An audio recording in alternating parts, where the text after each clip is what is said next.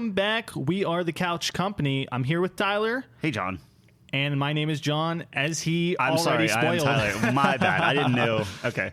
No, that's good. I like it. Sorry. Yeah, no, but the suspense is gone. But they probably should know it now because you know why? Why? Tell this me. is episode 10, man. 10. Exactly. Episode 10. Not counting our bonus 10 episodes. weeks. This is pretty good. You know, whatever. 10 episodes. That's 10 weeks. Let me ask you something real quick. Sure. Did you ever think that we would get to No. episode? Yep. Absolutely No, not. me either. This is fantastic. For any This of is you really who don't good. know Tyler, he's infamous for wanting to do things and then dropping them like a hot potato. Yeah. This is not one of those things. put me We've been on doing blast pretty on- well on our Big Ten I am. fan. Yeah. I feel like we do put a lot of people on blast, so we need to Share the bring love. it back in Yeah. sometimes. Yeah, Okay, you can sure. put me on blast whenever you want. Man. All right. Yeah, absolutely. You and your blue shirt. What is I that? would Calvin have Klein? went after my sandals. Your Calvin Klein. My sandal sock combination. That's Well, I can't usually see an it easy because one. we're blocked by all these. I have some Skechers sandals. You ever see those, man? They're real comfy Skechers. though. That's Yeah. fine. I Yeah. wear New Balance, so I'm automatically right. 40. You're 60. Yeah. 60. Are they white or? No, they're great. Okay. They're great. Ooh, Yeah. You're not there yet. But yeah, this is double digits for those who speak English, for us, which is exciting. Being consistent, Yeah. kind of getting on a roll. We get a little crazy with it as it seems we gather new equipment every week for the show. Yeah, I mean, we should probably post a picture of it at some point where we it should just post it. We keeps should have growing. posted it before and after. Yeah. That would have been funny to see how So far we come. it's funny because Chelsea, when we did our first episode, Mm-hmm. Chelsea came in and she was like, "Hey, do you want me to take a picture for like posterity?" Yeah. And I was like, "No, that's lame." Now I Tyler. kind of wish we had I it. know, man. Yeah. That would have been cool because we That'd be were a different table, way shittier mics. Yep. It was pretty interesting. We got these new mic stands that are like super weighty. Yeah, you love just I getting just new things. love getting new things so Yeah. much. It's so No, much it's fun. cool. I mean, as long as you're paying for it. As long as we feel good about No. using it, I think that's I think fun. I think the quality sounds a lot better as well. But enough with the technical aspect of it. We're here with another hot take from Couch Company. Not really a hot take because, as everyone knows from our previous episode, we only give correct information when it comes to ranking things. Yes, obviously. And this is another top 5 from the couch. Like this is what we want to do, right? Like this is our starting segment each week. Yeah, I think it's going to be a thing. We got a good response last time. A lot of flame, but good response. Sure. Any response is good response. A lot of people not happy with our number 4 last week. Artichokes were just not a hit. I guess. Yeah, they were not. But I will say to everyone who's putting us on blast like that, you've never tried it, so you cannot judge me for. Yeah, I putting that mean, on the list. I've never tried 50% it. So of us you have never can't. tried it. We are getting on that, by the way. We're probably going to do like a video for that. That seems like a video. That seems like a worthy- very easy video. Yeah, right. Yeah. For anyone who doesn't know, Couch Company's on the move. We are going to be starting up our YouTube channel pretty soon. Yep. Be on the lookout for that. We're going to talk about this a little bit later. We just finished our Grandia Let's Play. Mm-hmm. Got those videos exporting as we speak, and we're going to be chopping those up and putting those up on the channel. Probably the first thing. Maybe like a trailer or something. I I'm feel not like sure. we were going to do like a Tread Knots thing or something like that. Well, But that's granted, always we the have classic. the content, so Last time we can put we that through. started a YouTube channel, we had Tread Knots, so maybe that's the tradition. But anyways, enough of that. Let's get into this list here. This week, Tyler, we have top 5 sidekicks. So top 5 sidekicks, and we discussed this last week a little bit. A little bit. Not what sidekicks we were talking necessarily about. Yeah. But I guess we, like our pizza, we set some ground rules for the pizza. Absolutely, right? yeah. So, crust, red sauce, cheese, Yep. all best ingredients. Yep. Sidekicks, what are the ground rules? Yeah, this is an interesting discussion because as I was surfing the web to kind of get an idea of what we're looking for, there's a lot of different factors when it comes to this. Right. A sidekick, it's got to be the main character's buddy, right? Like Sure. someone who's aiding the protagonist, I would say, is a qualification. It can be, I would say it could be like an animal. I think that counts as a sidekick. Oh, yeah, for sure. Right. Absolutely. I don't know. I mean, are there any qualifications that you're thinking of that would disqualify something from being a sidekick? Well, so I was talking with some of the guys a couple days ago or yesterday or whatever, right. and we were talking, and our buddy Kyle brought up a good point, and he asked, "Okay, is Alfred Batman's sidekick?" Yes. can you have more than one sidekick? That's true. My problem. Yes. Okay. That's because obviously Robin. Right. So on one hand, Alfred meets all the criteria. Not to just jump right into this, but Right. Alfred meets all the criteria of everything. Right. But originally I said yes, of course. But the Right. more I think about it, the more it's like, well, Robin is definitively Batman's sidekick. Exactly. Like, that's a thing. By Which definition, means Robin is the sidekick. that Yeah. That's I would say locked. you can only can't have do it. one sidekick. Because as I was looking at this, a lot of different people were saying Hermione and Ron from Harry Potter.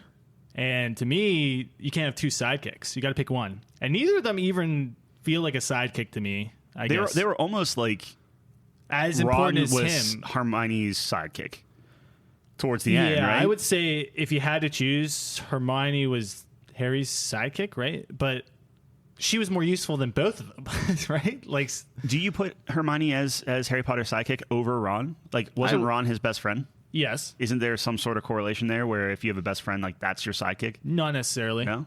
I don't think friendship has to do with it, right? I mean, So do you think that sidekicks have to be inferior? Is that something? And this might be yes. going a little yeah, deep. I like think so. I think so. Yeah, that kind of sucks for the sidekick, right? It does. Yeah. But, well, you think of something like Sherlock Holmes and Watson. Right? Which is awesome. Right. Yeah. Watson's pretty good. He is very capable. He's very capable. Yeah. So Martin Sherlock's Freeman, probably great better, actor. right? But, you know, I think they probably have to be inferior, I would say.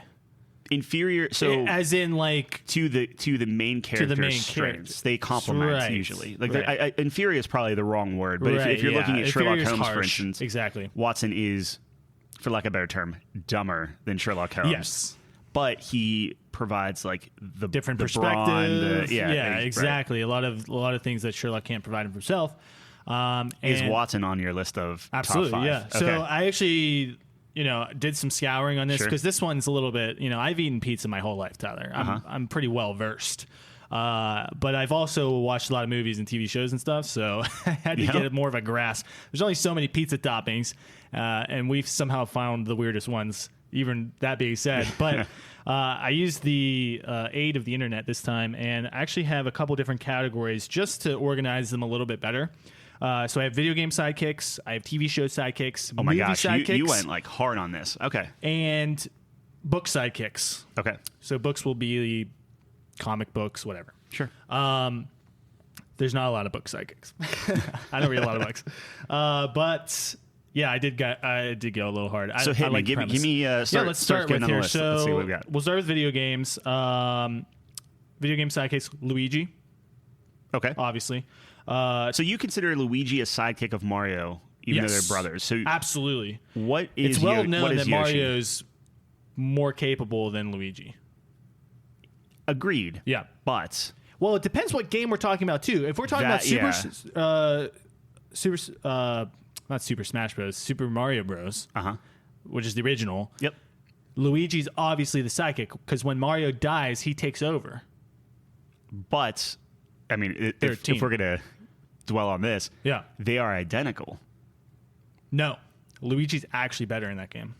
In the original, In the original. like you can jump a little farther, A or whatever, little but- higher, But that's yeah. what I mean. Like, so then Is Mario the sidekick? But I mean, is Luigi a sidekick? If we're going with the Mario lore, which I delved deep Okay. into, I'm just All kidding. right. I have no idea.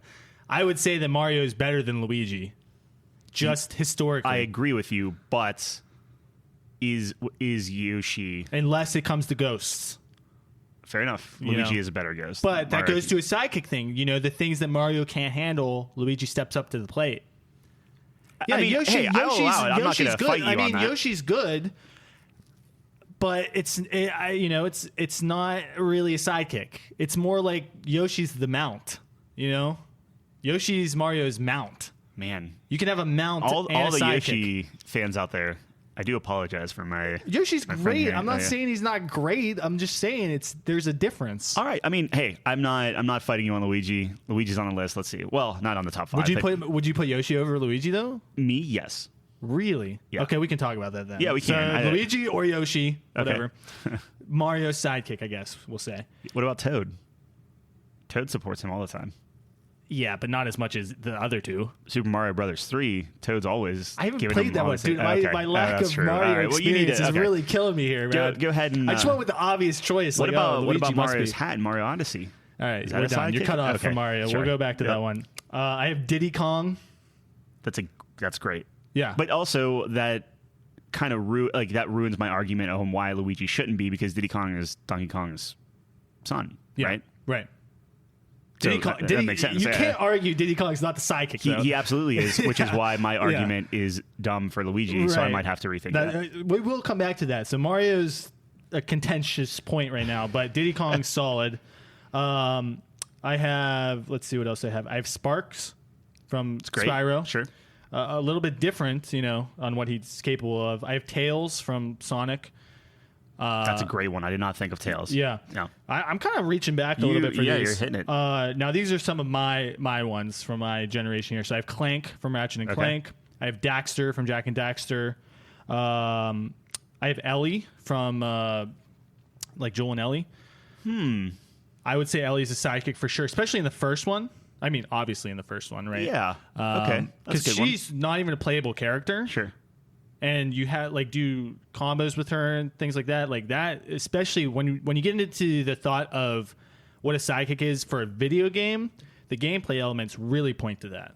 Yeah. So I have Ellie from, I can't even think of the name Last of of it. Us? Last of Us. Yeah. Yeah, thank you.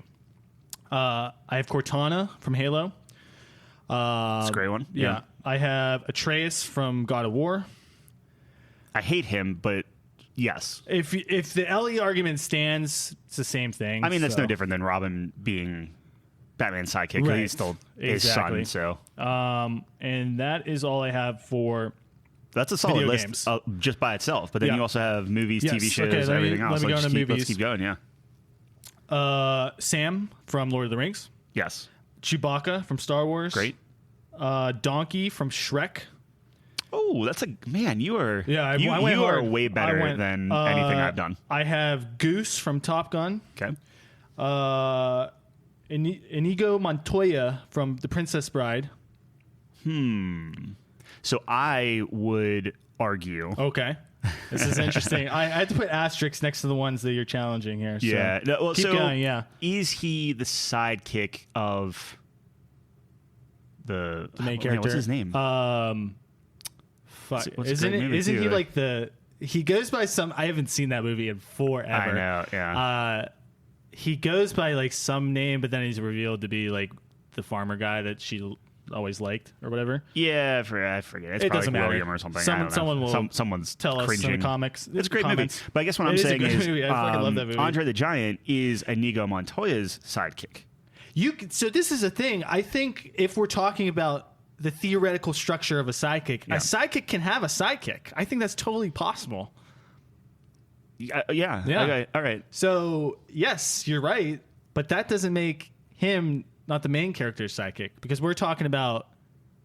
Because I mean, I guess technically in that situation, a sidekick should have another name, because it's not the protagonist's Third kick. first person. Tertiary. Tertiary. I was thinking tertiary, tertiary, but the tersh. But I'll allow that one. I mean, that's fine. I mean, I could put an asterisk next to it. It's not a strong one, but when I saw it online, I was like, that's not bad. Yeah. Definitely capable. Abu or the genie. I wasn't sure. So this is one we actually talked about. This is one we talked about. Yeah, when we were coming up with this idea, conceiving that, and that's one we can talk about to see who, because that's a tough one. I would lean more towards Abu. I agree with you. I don't think the genie is a sidekick. But what is the genie then? The genie is a Independent- friend that just a friend. can help. The genie is to Aladdin as like Jasmine is, or Yeah. because I mean, like technically Raja would be Jasmine's sidekick. Yeah, he gets you're no going that- screen time though, man. That guy gets boned. But I guess my thing is like if we're going by the rule of you can have one sidekick, Yeah. right? It's got to be Abu. He started with them. Absolutely. He's been there since he day saved one. him from the dungeon, Absolutely. all that stuff. Yeah, Abu is for sure. But you get to the point here, Aladdin has the magic carpet, which is a steed, Yeah. and then he has Abu as the sidekick. Yeah. So that's just reinforcing that point that you can have both. You man. Yeah. Okay. I all right. came prepared, Nope, Tyler. You better be ready. Luigi it is. The last one I have here for movies is you ever see I Am Legend? Will Smith? Maybe once. The dog from that, Samantha. He had to kill Samantha. Yeah. Right? Spoilers. Yikes. Yeah. That was a great sidekick, though. I mean, okay. If you're not into that movie, Sure. then it won't hit as hard. All right, let's move down to TV shows. I have Snoopy or Woodstock. Now, this is a tough one. Snoopy is Charlie Brown's sidekick, but Woodstock's Snoopy's sidekick. And it's not really clear who the protagonist... I guess Charlie Brown would be the protagonist, but Snoopy is pretty good. Is Linus not Charlie Brown's sidekick? Oh, that is tough. I guess... Snoopy is Charlie Brown's dog, but I would put him then, by that logic, on the same level Snoopy as Yoshi. doesn't really help out Charlie Brown. No, he does not. It does not. I would say that the relationship between Woodstock and Snoopy is more of a sidekick relationship than Charlie Brown and Linus, right? Oh, yeah, absolutely. No, Woodstock is... Like, I would take Woodstock on that. All right, we'll take Woodstock on that as Snoopy's sidekick. TV shows, I have Patrick Star as SpongeBob's sidekick. Yeah, okay. I have Barney from the Flintstones as Fred's sidekick. Sure. Yeah. Yeah. Yep. I have Jesse Pinkman from Breaking Bad. That had to be there, right? Had to be there. Now, this was an interesting one. I'm not sure if I agree with it, but I put it on here just to see what you think. Dwight Schrute from The Office is Michael's sidekick? So I would say no. Okay. And the only reason is because if you were to ask Dwight Schrute, he is like just above Michael. If you were to ask believes him. Michael, he would refuse to believe that as well. If you ask Michael, Ryan would be his sidekick. Yeah, exactly. Right? If Sure, you want to go down sure. that right. So you have to acknowledge that the person is your sidekick? I think there needs to be some sort of relationship there, yeah. Oh, that like scratches out half the list. Well, no. Not like you are my sidekick, Yeah, like whatever. sure. But I think there needs to be some sort of Respect. common bond, common Yeah, sure. understanding that like we are partners here, Sure. type of thing. Yeah. Okay. Wanted to see what you thought about that. Yeah. And then I have George Costanza from Seinfeld as Jerry's sidekick. That's pretty good. That's pretty good. I'll take that one. Yeah. That's all I have for TV shows. Maybe you'll think of some more. Yeah. I was a little bit lighter on that one. And then books, I just have two. I have Robin as Batman's sidekick, and I have Watson as Sherlock Holmes' sidekick. Both are absolutely fantastic. Right. Both probably going to be in the top 5, honestly. I mean, it's going to be tough to hit beat. most of the ones I have. Some like kind of outstanding ones, which Sure. that was a fantastic list. So mine's going to be... Pretend I No, did hit me some with of it. those, I want to hear this. So This is what I was some of them would curious. be: do you consider Odie Garfield's sidekick? Because they are No. so okay. So No. given the foundation of that, That's a weird relationship. right? Yeah. Okay. So let's nix that one. Sure. What about Calvin and Hobbes? Ooh. So Hobbes would be Calvin's sidekick? Yeah. I could see that. Although I do see them more as partners. But I could see that. Okay. He's kind of like a pet, right? I mean, Yeah. I mean, it's his little tiger. Yeah. yeah, I would say that counts. Calvin and Hobbes. That's a great team. Yeah. Yeah, sidekick. Okay. It's been a long time, so I don't know exactly. I wouldn't be able to, quote the scripture. Well, so this is the theme. As I was thinking about these, it's like, okay, Archie and Jughead, which if you ever watched Archie or seen that, maybe not watch Archie like Riverdale or whatever, but like read the comics, probably not. What, like the newspaper? Yeah. Back in the day. Know what you're talking about, but so Jughead's not gonna be on the list, obviously, because you just have no idea who don't he is. know that much about it. But sidekick wise, like that's like best friends. Sure. That is. There's different types of sidekicks. There's mentor and student. There's, best buds, father and son Yep. are on this list a couple times. Yeah. Best friends, like you said. What about Pikachu? That was brought up yesterday. Yeah, no, I think that's fair. Because think about this. Pikachu is not even... He's such a sidekick to him that he's not even in a Pokeball. He's just running around with him. And that was the argument, Yeah. is it's just like that's what he uses all the time. So I would say Ash and Pikachu. Yeah, Pikachu is Ash's sidekick for sure. Yeah. Okay. Yeah. I mean, that's really the main ones I was thinking of. Yeah, I'm sure I'm forgetting some. So I mean, we could start putting already. You talked about Samwise Gamgee. You talked about Watson. You talked about Robin. So we have 4 categories, right? Are we doing this by okay, no. It's top 5 across all categories. But sure. I'm thinking we just go by category and start eliminating some. Sure. Maybe getting so if we have 4 categories, we just need an extra one. Now, I'm going to be honest. I think the 2 book ones probably make the top 5. Robin and Watson are hard to kick out. They would be in my top 5. Yes, I agree. So let's just put those in. So now we need 3. So it's not, easy. Not it's Luigi. a TV show, it's a movie, and it's a game. We could have one from each, or I don't think it has to be. I think it could be. Okay, sure. It's based on the merits. All right, so let's just start with games. So you're saying Luigi's out? I do not think Luigi deserves to be in the top 5. You're going to anger a lot of people with that one. Any Nintendo? I don't think so. I don't think I'm gonna, guys out there. I don't think I'm going to anger as many people as you think. Yeah, I guess Luigi's not that popular. No, they had a whole year dedicated to him. They're probably more upset that we didn't put Yoshi or Toad as the sidekick. Yeah, I still think I still have the idea that Yoshi is more of a.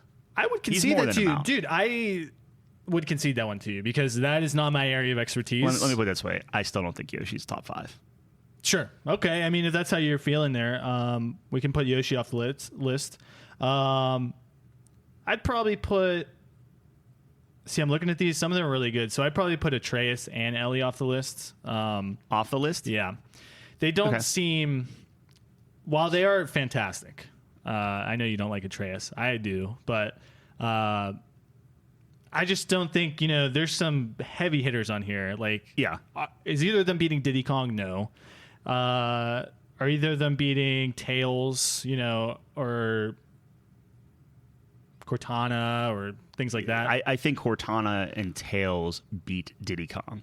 Really? Yeah. Oh, I think I might hard disagree with you there because Diddy Kong, is pretty good. He's good. So first off, yes, I would say let's axe Atreus and I think and Ellie.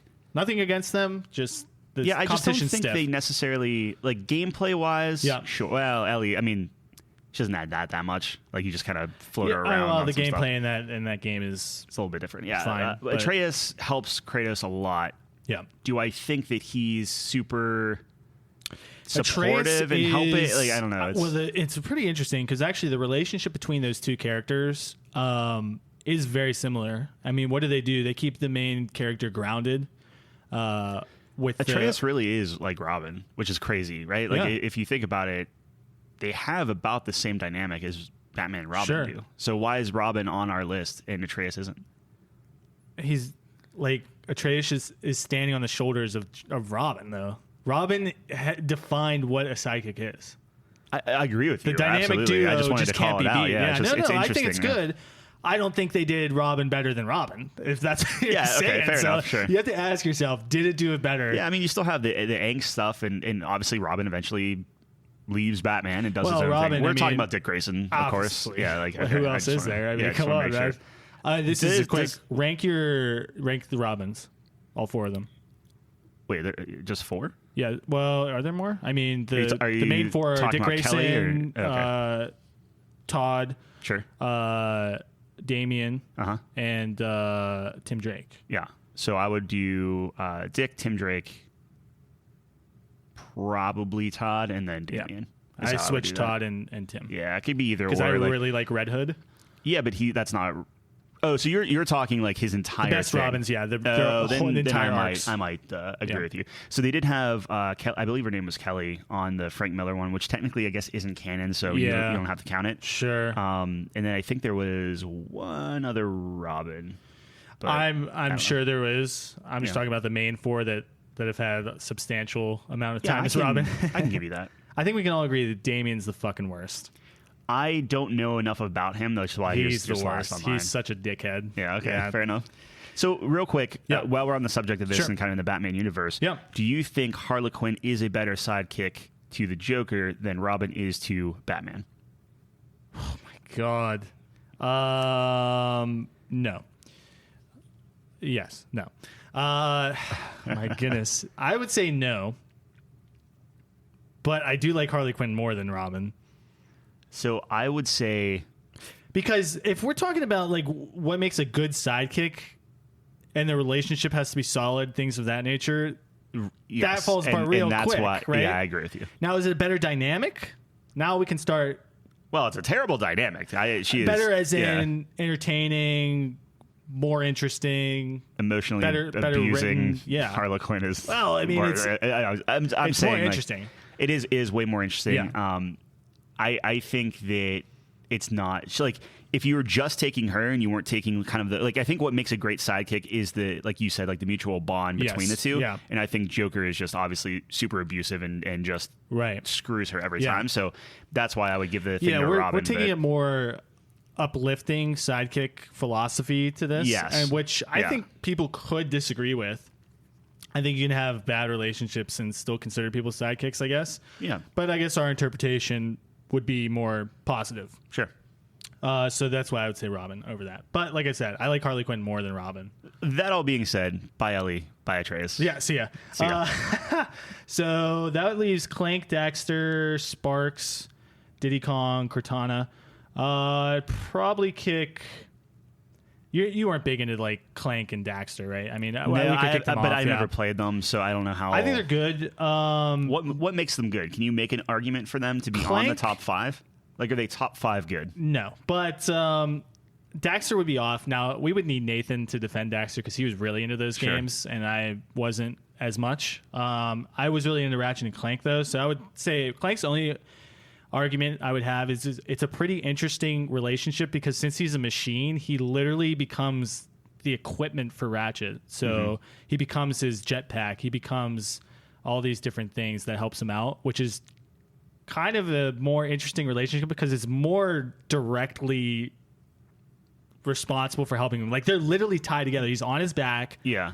Transforming into all these different things to help him out. Does Clank have the ability, if he wanted to divorce himself from... Yes, you play as Clank separately. Okay, like but he has his own free will, I guess is my question. He has his own free will. It talks to Ratchet. There's like... They have different philosophies about things, and they balance each other out. I think free will would be important. Yeah, so, no, he's not just a machine. But I'm saying... by that logic, that is why... another reason why I don't think Genie is Aladdin's sidekick. Sure, yeah, because when it's all said and done, he gets free will, he's gone, right? Yeah, right. He leaves. Yeah, exactly. No, I think you're absolutely right about that one. Florida. Well, he has like a goofy hat on. Yeah, I love that scene. So I think Clank's good, but so we have Clank, Sparks, Tails, and Diddy Kong. Yeah, I'm fine taking Sparks off the list. I think he's great, but there is no interaction with he doesn't Spyro talk or anything. Yeah. But he does help you find gems. And absolutely. That's huge. It's huge from a gameplay aspect. I don't think that's nearly as interesting as if I were to make else. a last-ditch effort to save Sparks, which I shouldn't be, but this is what I do. Yeah. I like the underdog. He is literally your health bar. Yeah. He takes bullets for you. Yeah. That's his job. And finding gems.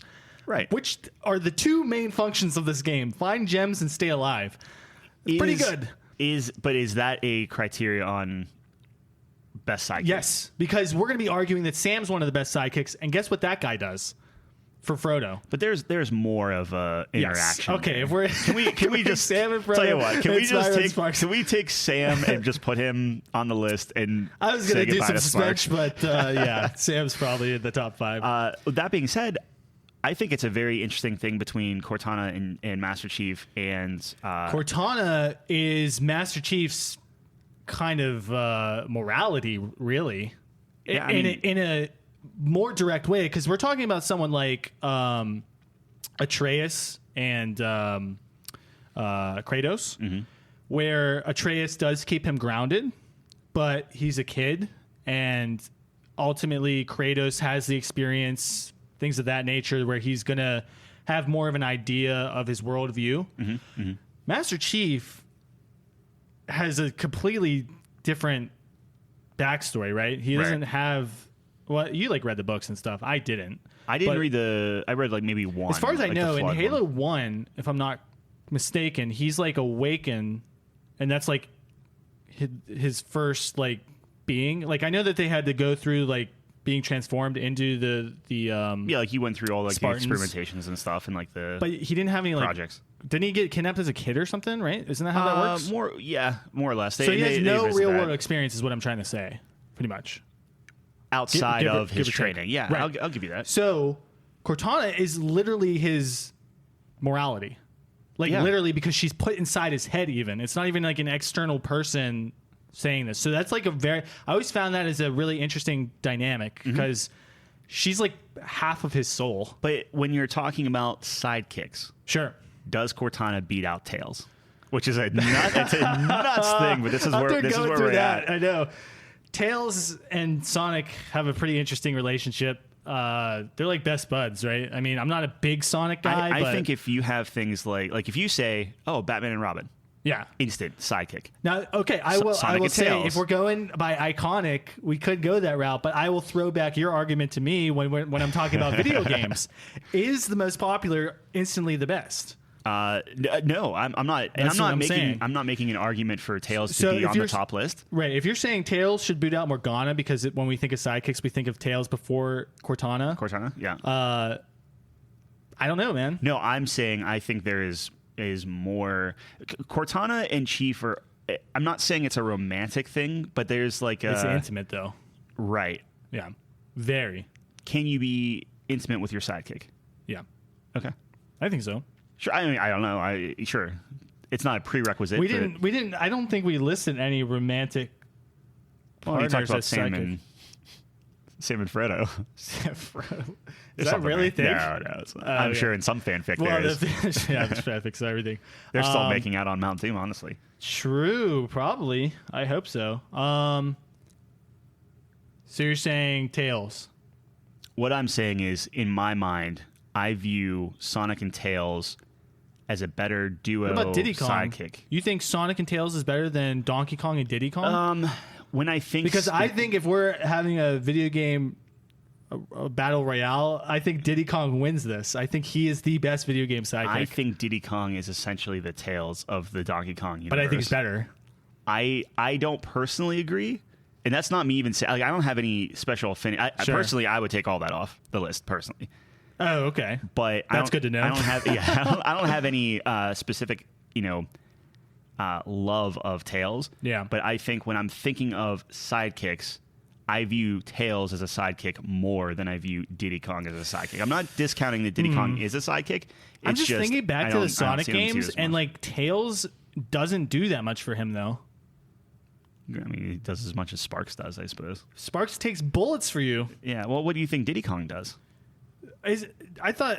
Correct me if I'm wrong. I never really played the Donkey Kong games, yeah. But obviously, original Donkey Kong, Diddy Kong wasn't even in it. But he might have been not for anything substantial. Okay. But I know that in some Donkey Kong games, Diddy Kong literally plays a part, like gameplay wise. Yeah, and they flesh that out over whether the course of multiple games and stuff. Yeah, right. For him to get to places like stuff. Yeah. He's literally a part of the game. Yeah, more than Tails would be, in my opinion. But you have a similar thing where like Tails is flying you around, just like Diddy Kong is flying you around and stuff. Sure. Yeah, Tails is like the engineer or something, right? Yeah. So that's kind of cool. I just think he has more personality than Diddy Kong. I don't think Diddy Kong has any personality. Just like I don't think Donkey Kong has personality versus just like I'm a big Sparks dumb doesn't have any ape. personality, but he's cool. No, yeah, absolutely. Yeah. But I'm just saying Tails is voiced personality. There's some relationship there. He lives in that world where Diddy Kong. Maybe I just fucking hate Tails. Hey, we'll take him off, dude. No, that's fine. Let's come back to video games. Let's just leave it there for a second. All right, we have those three left. Or are we kicking Cortana? You said. You think it'd be more of an argument between Diddy and I respect the heck out of Cortana. I would. Give her the boot. Yeah, because that's why I'm not even bringing up like right. Dom, right? Our best friend sidekicks. I don't think so. I think that was that's group. More of a group aspect. Okay, let's just go to movies. Sam's obviously in, and then the only other one I would say is maybe Chewbacca. I think Chewbacca makes the list. So then we have 4. Yeah. So what else do we have on the list? So we have Sam, Chewbacca, both in. I would say Donkey from Shrek. You can really make an argument. That is a great. I would take Donkey over anyone in the video game. I think you're right. Category. Actually, I absolutely would. Donkey's really good. Yeah. We have Goose from Top Gun, which I never saw Top Gun. Oh, Tyler. I know, but I never saw Top Gun. Talk about best friends, man. Yeah. That's the best friend movie you can watch. If you're ever sitting down with your best friend, you got to watch that movie. I'm sure there's at least if 2 people are listening to this that I at least know of that have given this a gander, like they're very mad if Goose doesn't make it on the list. If you feel strongly about it, I do, I would concede it. I've just never seen it. Donkey over Goose.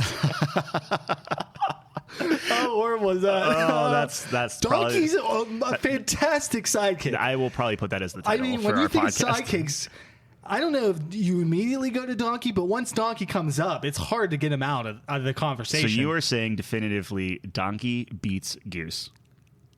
I'm going to take my Fifth Amendment right on that one. We'll come back to that. Oh, my goodness. Montoya's out. I think that's fine. I just thought it'd be interesting to put that Does in. Zorro have a sidekick? Would we say his... Zorro? Do we say his horse is his sidekick? No, because it's a steed. Okay. So Now, is steeds Donkey a can't steed? be- No, I don't think so. No, and so steeds cannot be sidekicks. I don't think so, no. Okay. I think it's a different classification. I'm gonna be very adamant on that one for no reason. I will bow to that. Yeah. Okay. Let's see. Now, what about Tangled, the horse? Is that a sidekick or a steed? Well, that's what I'm trying to ask is because they do ride that horse. Does the horse have a name? I forget. Well, look at Belle and her horse or her dad's horse. Well, she has the chameleon, which is definitely Rapunzel's sidekick. Uh-huh. But then the horse.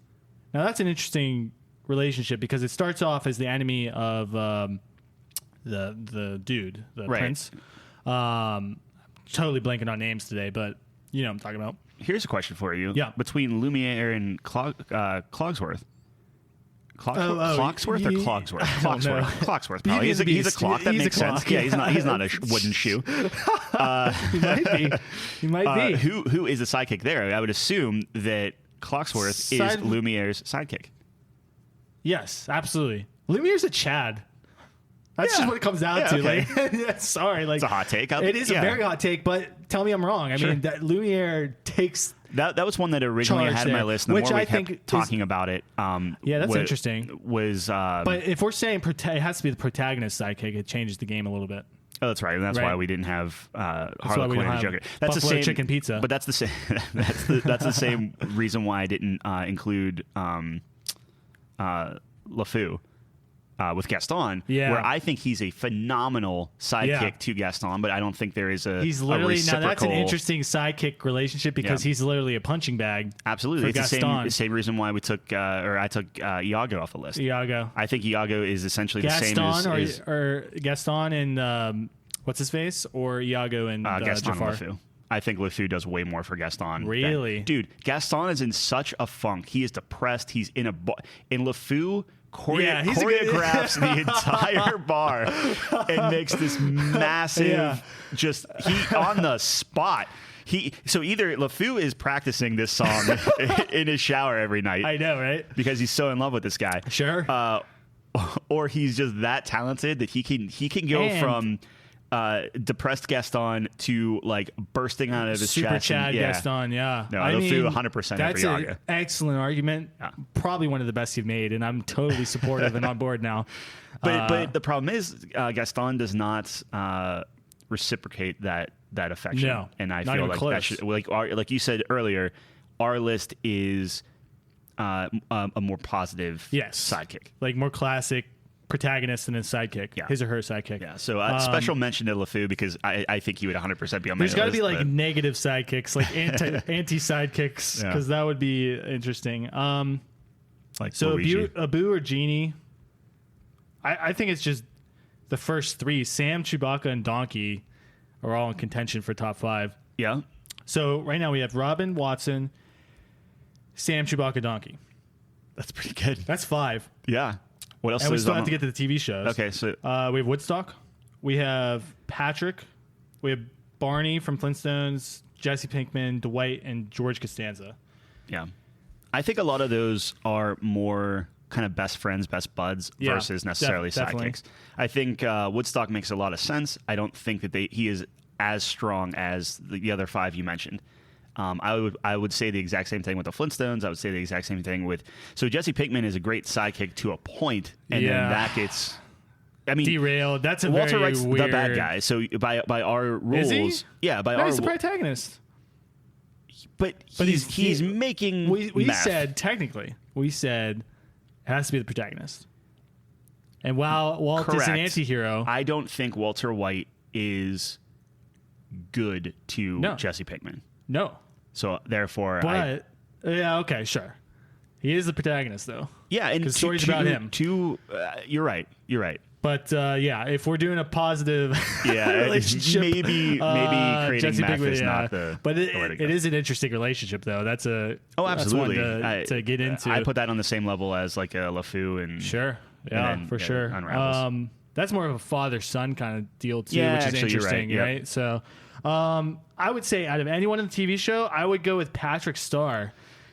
Classic duo between those two. So, Donkey beats everyone on that list. I mean, no, right. But what was the animal? Donkey. I'm sorry. Donkey beats Goose. Donkey beats Goose. Does Starfish beat Donkey? Is really the question. No, I don't. I agree with you. I don't think so. I think we have our 5, and I think it's we're just chopping everyone from the video games. I mean, that's crazy. I think this might just be a like a disadvantage on video games. Is we're looking at video games just from almost like gameplay options and like the tactical advantage that the sidekick provides. Would you say Garrus is your sidekick?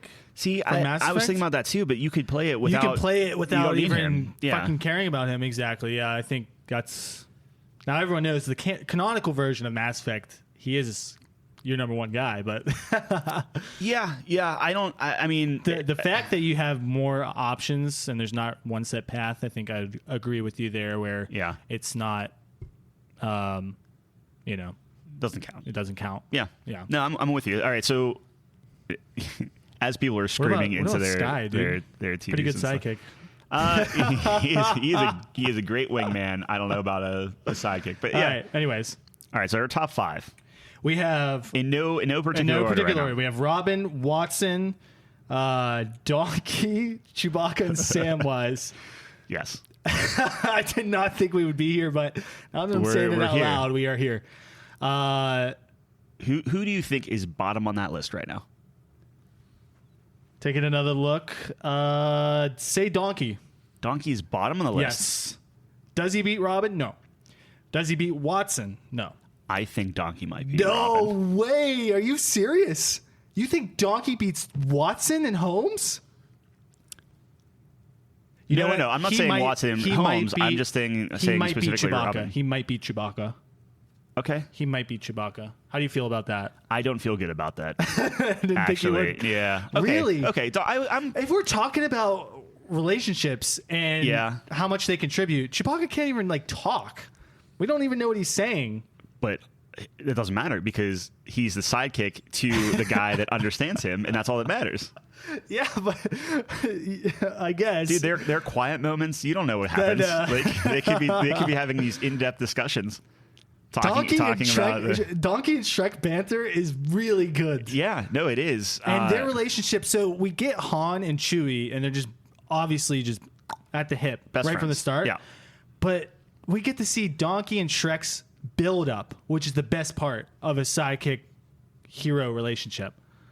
That is true, and I will give you that. Like a romantic relationship, the starting is the most exciting, and seeing that build up. But does Donkey provide Shrek with more? Does he give more? Than Chewbacca gives Han Solo? Yeah, he brought a dragon to the final fight by having coitus with it. So, if that's not being a team player, Tyler, I don't know what is. Man, that's a good argument. I'm sorry, you Chewbacca. Think Chewbacca would do that? Oh, man. Some people are going to be so angry at this. Okay. This is worse than artichoke hearts. I know. Is Donkey our artichoke hearts? Number 4. She's cursed. Dude, I mean, beat that. Oh, man. Donkey so here's the thing. Marries a dragon for Shrek. Yeah. Essentially. Me personally... Yeah, I would put Chewbacca over Donkey. However, I can't beat Dragon Coitus. Dragon Coitus is powerful. I think if I'm looking at it purely from a, don't get me wrong, Chewbacca's amazing, and him and Han are classic. I think if we're being serious, well, if I'm being serious, I would consider flying the Millennium Falcon. Repairing C-3PO, being good in a fight, quotations, being in a fight, protecting people, doing all that stuff, to his back. I'm just saying the bowcaster. He's useful. I think Chewbacca was doing more Just from what we've been seeing, I think Chewbacca I will say does more this: than a more Shrek. serious argument for Donkey, I would say, is he has more of an influence on Shrek's transformation than Chewbacca does for Han Solo. Han Solo's transformation is mainly due to Princess Leia and Luke, not Chewbacca. Chewbacca does not. Yeah, because they were already set in their ways. They were before set in everything stone. Yeah. Okay.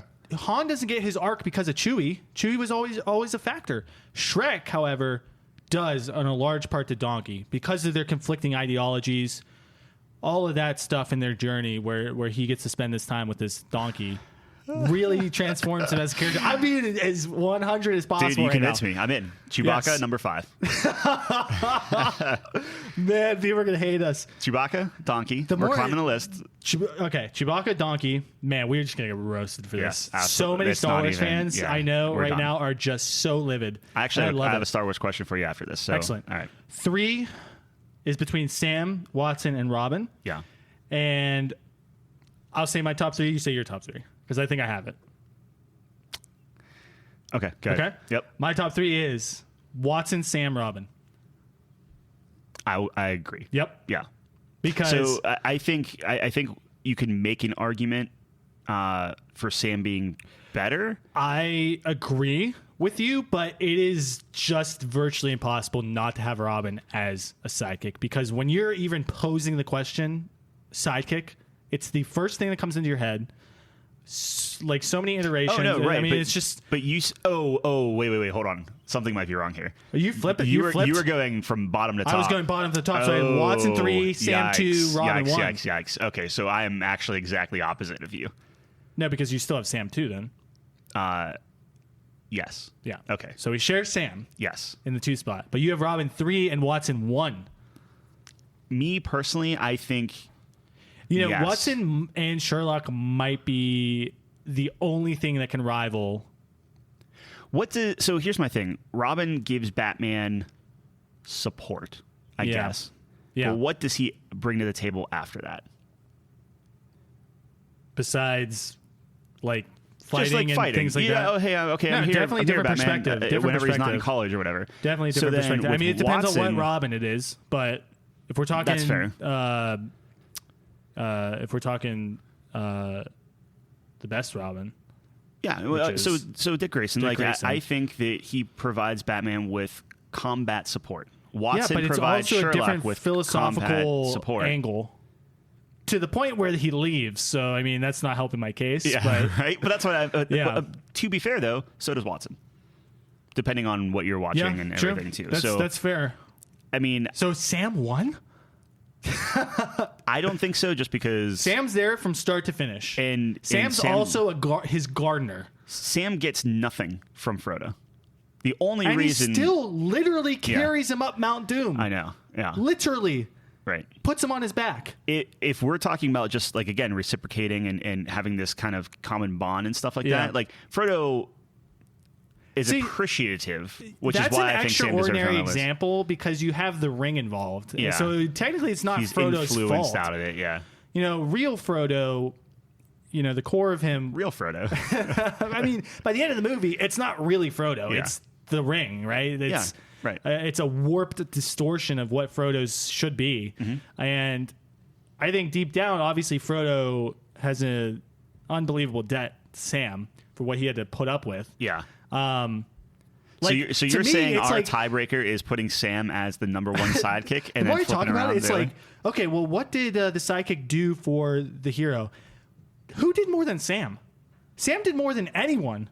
It's true. Sam did more than Dragon Quidditch, which, you know, after what I saw in the third movie, I'm pretty sure he would go that far for I Frodo. think that if you have a sidekick who is like gaslit and just berated by the protagonist, Yeah. regardless of ring or anything Sure, else, sure. but then you stick with him and go That's through what I'm saying. like that spider. It's kind of. if oh my god! if my buddy got stung by that spider, like it's over. sorry, man. like no, I'm like, back to the like I'm out. the Shire. Going right man. back to the Shire. Yeah, it's just the more I think about Sam, it's just like he's done the most for Yeah. Frodo, and it kind of I don't know if it's a little hypocritical because of the relationship we have. Like we talked about, oh, a good relationship. Uh huh.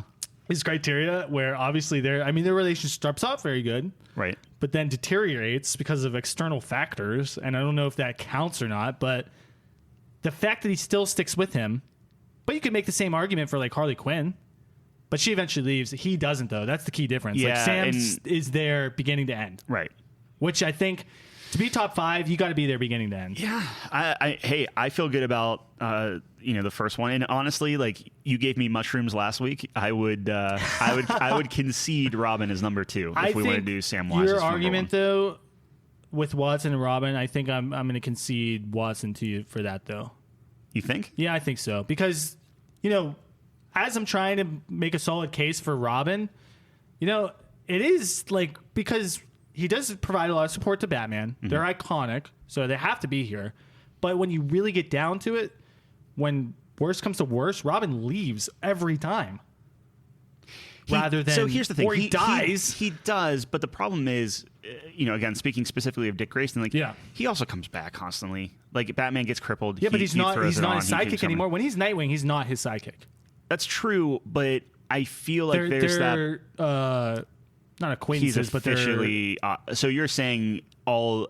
I'm saying as soon as he takes out that R, not even then. Like when he joins the Teen Titans, when he leaves, he's no longer Batman's sidekick, as far as I'm concerned. I gotcha. Yeah, and that's a big minus when it comes to best sidekick of all time. Sure, not the willingness to stick it out to the end. I mean, it goes to show you how good of a duo they are. Where does that push Robin down the list though? Because Donkey does not leave. Chewbacca does not leave. Samwise does not leave. No. Are we bumping up Robin and Watson too high? We're getting a little crazy. Both of which who left? Oh my god. Oh my goodness. I would have to let you make that call. I don't know. Because Robin and Batman, could they be lower than 3? Are we even allowed to do that? I don't know. That's what I'm asking you. I don't think so.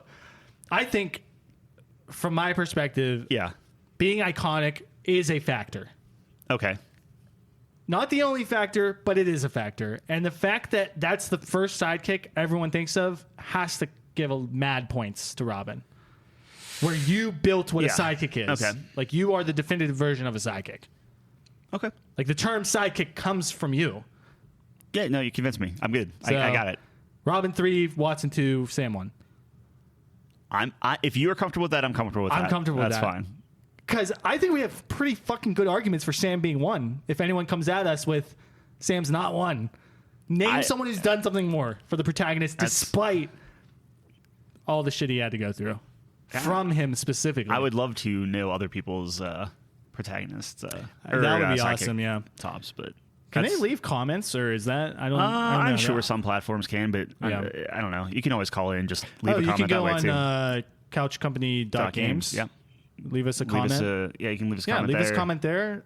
Give us your list. Who did we forget? Yeah. So just to recap, so you can berate us in the comments. Are we going from 5 to 1, 1 to 5? 5 to 1. 5 to 1. Here we go. 5, Chewbacca. Yep. Sidekick of Han Solo. 4, Donkey. Sidekick of Shrek. That's amazing. Our 4 is cursed. That's gonna be a bit. We're gonna continue that. But I mean, we have. I have solid argument for that. Yes, Artichoke was a leap of faith for me. We will make sure, and if we have to revise, we will revise if we have to. Yeah. But I was confident in Artichoke as well. Sure. 3 is Robin, Batman and Robin. 2 is Watson, Sherlock Holmes and Watson. Yep. And 1 is Samwise. Congratulations, Samwise Gamgee. There you go. Amazing. That's pretty good. Amazing. That's list. a solid list. I think so. I think we had a big sample size of pretty decent characters. I'm wondering who we forgot. I'm sure we forgot someone. We didn't even think of Pikachu. We didn't really argue for him at all. I think he'd be close to the top 5. I don't know. You don't think so? No, but I'm not super big on like Pokemon. I never watched the cartoon, so I did. couldn't. So it's maybe that's nostalgia talking for me, but that's such an iconic duo I think of as well. Where it's like when you think of Pokemon, it's Ash and Pikachu. Yeah, but does Pikachu beat out any one of those stellar? Of the 5, definitive top 5s. But does he beat out some of the other ones to get close to 5? Yeah, I'll give you that for sure. But it doesn't matter. Maybe squeak in top 10. Yeah. But we only do 5 here because that's all the brain capacity we got. That's official. That is official. So, congratulations, Samwise. Congratulations. Thanks for being such a You had a Star Wars question for me? Do you totally forget what that was? I did. Or? No. So I do have a Star Wars question. So let's get some backstory here. And I know we're in an hour. So tell you what, let's take a quick break. Yeah, that's a good idea. We will come back and I'll hit you with the Star Wars question. Excellent. We'll see you here in 30. And we're back. We're back. That was an enlightening discussion, by the way. That was. I had to cool off a little bit from the hotness of our takes. It was. I'm glad that we can provide this service to the world. It's honestly. the definitive list, as we mentioned, and I don't think the world will be with us on that. Yes. But we go down with the ship, my friend. That is where we go. Number 4, as always, the cursed spot. Now, if it happens for a 3rd episode in a row, definitely. It's cursed. But right fine. now it's just a coincidence. Yeah. So let's be careful. That was fun. You did have a Star Wars question for me. I had a Star Wars question for you. After we completely the blasphemy we put on that franchise. Yeah, poor Chewbacca. I love Chewbacca. I really do. Anyone listening, I put him top 5, guys. Yeah. Guys, I put him top 5. That's out of anyone ever. I put him top 5. So give me a break. Give me a break. So here's the thing, and this for people who love Star Wars, and maybe this isn't the best question for you. So we do a getaways guy.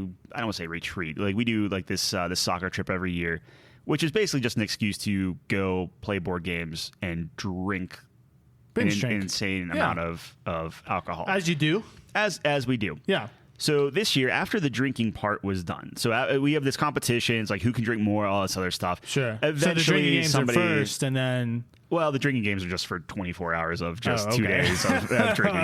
They don't stop. So we stopped probably around midnight, and then 2 of us we split into teams, and 2 of us won. 2 of us threw in the towel. Yeah.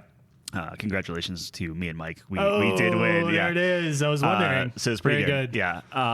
But eventually, whenever the booze stopped flowing, and we can just really look inside and talk about serious things. Yeah. Naturally, Star Wars comes up. Obviously, I don't know what else would. There were 2 questions. One was episode 8, very polarizing episode. Yeah. Episode 9, also pretty polarizing. Sure. Are we going to say those are the 2 worst Star Wars? Easily. Okay. Which is the worst Star 8. Wars? So you were with Gerard. I knew I would be, and I know I'm right. Mike was saying that 9 was the worst. Of course he would. And now the problem is... Now what did you and Kyle say? I was so Kyle went to bed. He was probably the smartest out of the 4 of us because he was like, "Well, I'm going to bed. Bye," and then that was it. And he was. Wait, were you playing the next day, or was this? No, so this was actually last night. Oh, this was night 2. So I see. This was 3 a.m. We were talking. It was 1:32 a.m. Sure. So I was actually in the camp of 8 being the worst as well. Yes. Throughout the night, as Mike was making these different points and stuff like that, I think I started moving my opinion where obviously both of them sucked. Right. I might say I actually hated 9 more than 8. Yeah. And I totally am with you, but here is one point that'll derail the whole argument. Yes. The only reason 9 is bad is because of 8. And that was Gerard's point. And that to me... You're not wrong? To me, that means 8's so bad that it ruined 2 movies. You're not wrong. That's what I'm saying. Sure, I mean, how do you come back from that? Is 9 a worse movie than 8? You can argue that. Yeah. But why is 9? Why is an important question. That's essentially Gerard's argument. Yeah. And I knew we would be somewhere on the same spectrum there, but to me, that just says it all. 8 is so bad that it derailed the trilogy, sequel trilogy. You would put Attack of the Clones before both of those movies? Absolutely. Okay. Yeah, absolutely. I think I'm there with you. Yeah. And I hate as Attack painful of the Clones. as that is. Yeah. Yeah. As much as I love watching the Jedi Council deliberate for 2.5 hours. My hot take is I think Phantom Menace is the second best Star Wars movie. That is the most blasphemous thing I've ever heard in my entire life. Yeah. Yep. Gerard had it at 3, so we weren't too far off. What is wrong with you guys? I know. So anyway, all that it's not even being the best said, prequel movie. Oh, I think absolutely not. Well, hey, okay. Dude, when's the last time you watched that? Jar Jar Binks ruins that movie. Yeah, I'm not saying he does it any favors, but I'm saying no, he ruins it, dude. I thought the same thing as you. It's like, oh yeah, Darth Maul, like all this cool stuff happens. It's the first in that movie. time you ever saw it, and granted, this is the problem is. You were blinded by nostalgia. Well, I wasn't blinded because I watched them again, and I still got those feelings back. Because from you were it. blinded by nostalgia. All right. All that being said, sure. This turned into now the real question. This is what we were originally talking about. Okay, the real question. If you had a choice of eliminating the original trilogy of Star Wars, or eliminating the original Lord of the Rings trilogy. Star Wars. Which would you do? I agree with. Yes, Star Wars would be gone. Lord of the Rings, even with the Hobbits, is untainted. Yeah. And Star Wars. So to be fair though, I would absolutely kill Hobbit before Star Wars, except the newest trilogy or whatever. You would kill Hobbit before. I would take the prequels and I would take the original Star Wars trilogy, either of them. I don't care which. You pick whatever three movies you want. I'm just trying to understand the question. Yeah, I'm sorry. You would take Star Wars 1 through 6 over Lord of the Rings 6? No. So specifically the 3 Hobbit movies over. I would get rid of those over the prequels or the original Star Wars trilogy. What about the sequels? The latest ones, absolutely not. No, yes, exactly. They're yes, okay, we're on the same page. I would get rid of those for free. I don't even care about absolutely, that.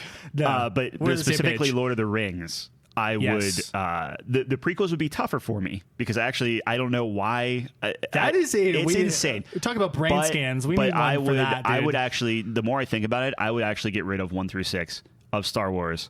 Before I got rid of the original Lord of the Rings trilogy. Lord of the Rings. I mean, just even the trilogy. I mean, that's all we're really talking about. Yeah. I guess. I mean, if Hobbit's looped in there, it's great. It's icing on top. I just say that it's looped in because it's 6 Star Wars movies. Yeah.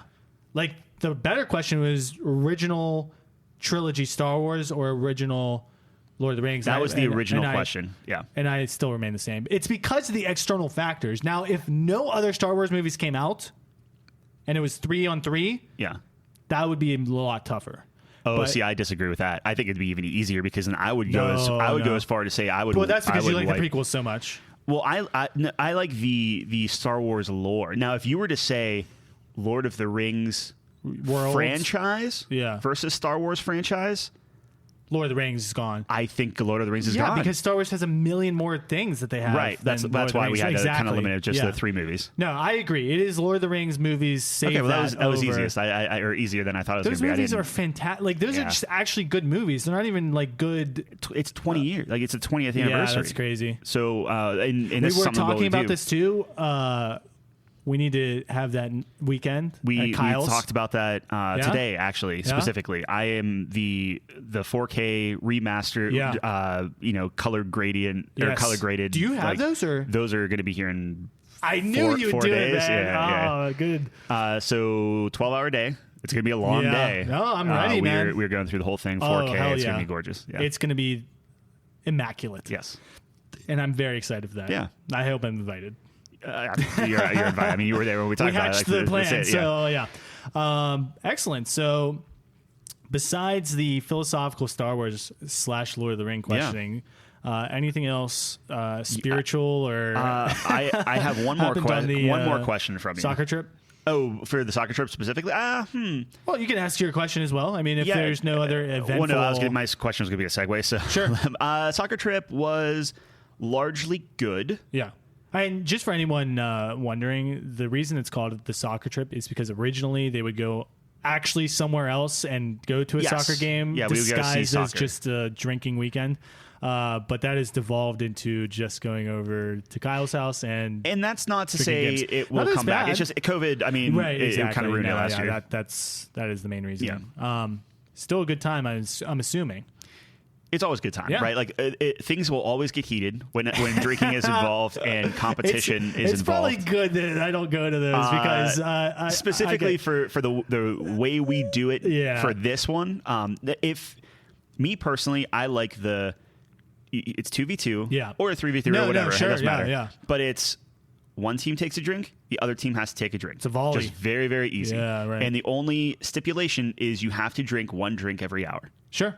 Minimum. Yeah. So then if you want to just bury your opponent early on, well, you have to match. You have the prerogative. Yeah, sure, you have to match, and you only have 15 minutes to match. I don't think I can hang, dude. That sounds insane. But the thing is, we don't do that. We don't do that way for the past 2 years. Oh, I see. We start playing these games and we sign points to them and different things like that. Okay, so, for instance, this year, like Mike and I were losing points wise. Sure. And then eventually got to the point where we were playing Uno. And because we were playing partner Uno, we had the bright idea of, instead of just the first team to 500, now it's first team to 1,000.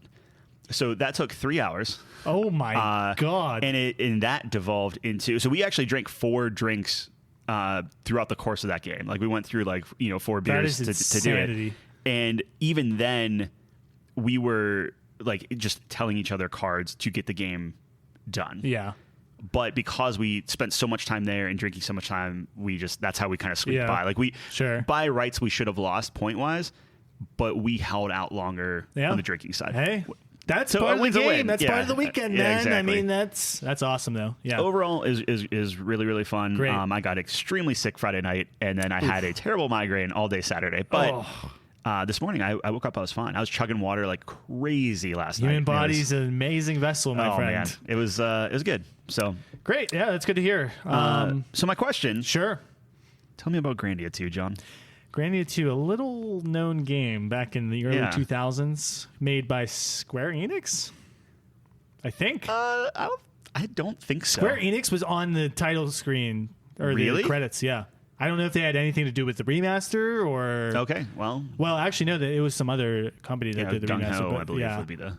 I swear I saw Square Enix. Maybe I was so incredibly tired because we finished it at 3:30 in the morning. So you finished the game. I finished the game after some long sessions of really going for it and saving the world. And I have some thoughts about it. It was I want to hear all about your thoughts because this has been going on for 3-4 weeks now. How long have we started? I would say 3 weeks. 3 weeks? It's actually maybe 2.5. It's not that long, actually. Your final clock in was what, 31 hours? 31 hours. 31 and a half, about 32.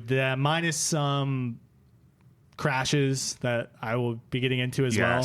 Yeah. So probably take an hour, maybe 2 off. I would argue it's probably 2 hours that you lost. So I would say 29 hours. Which is almost exactly how long it took me to play Final Fantasy VII. Yes, which... Yeah. Yeah. I mean, which it shouldn't have, but... It shouldn't have. No, it should have taken a long time. But. Okay, so Grandia 2. Yeah.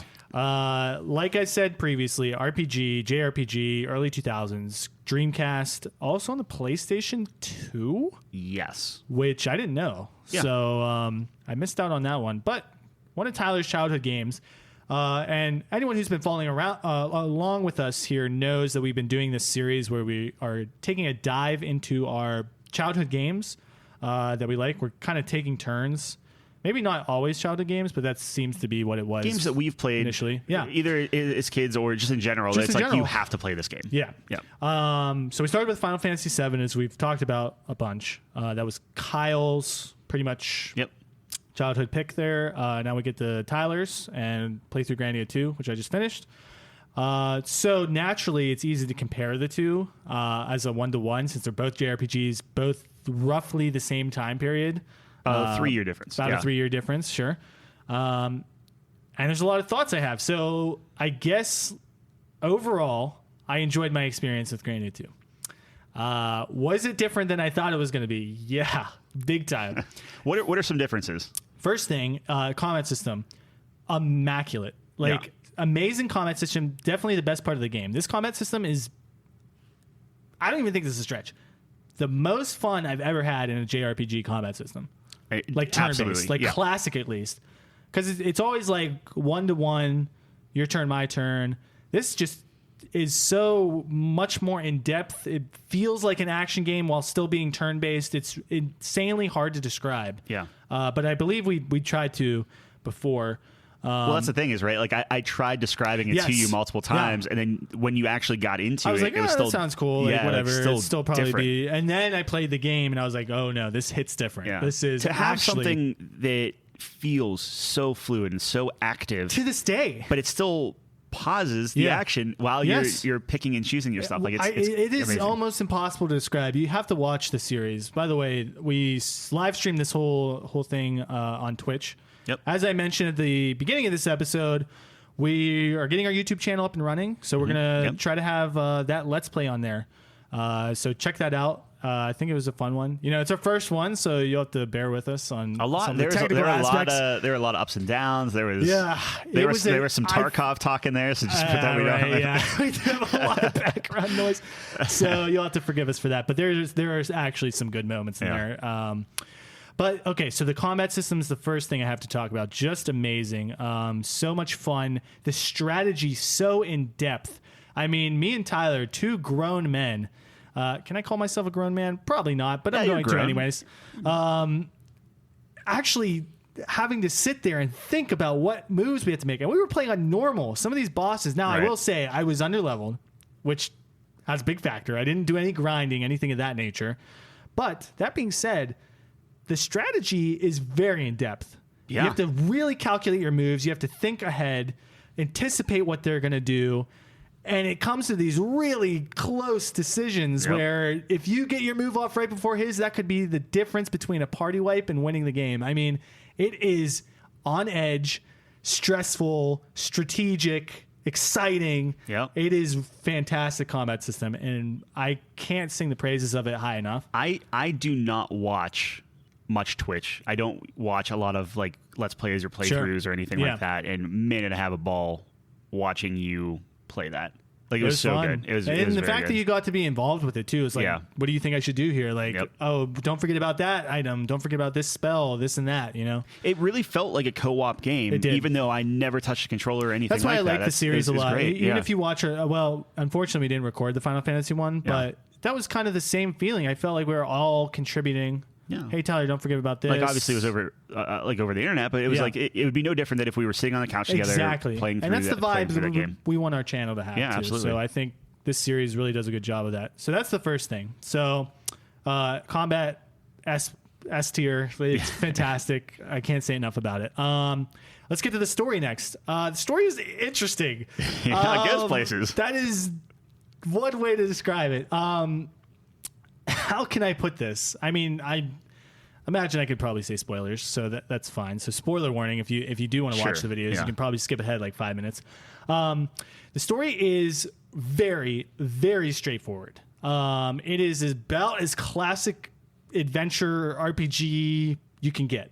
You're a guy, you're a mercenary, you are a bodyguard for a girl, which is literally the same thing as Cloud and Aerith. Yep. And then things happen. And the first twist actually happens fairly early in the game where Elena, who's the second main character, she's the girl, gets possessed by like a demon, Satan, pretty much. Yeah, and then this girl is like a... she's a priest, a songstress for the church, right? Yeah. So very, very pure and good and holy versus... And then it's a Jekyll and Hyde situation where she transforms into this lively...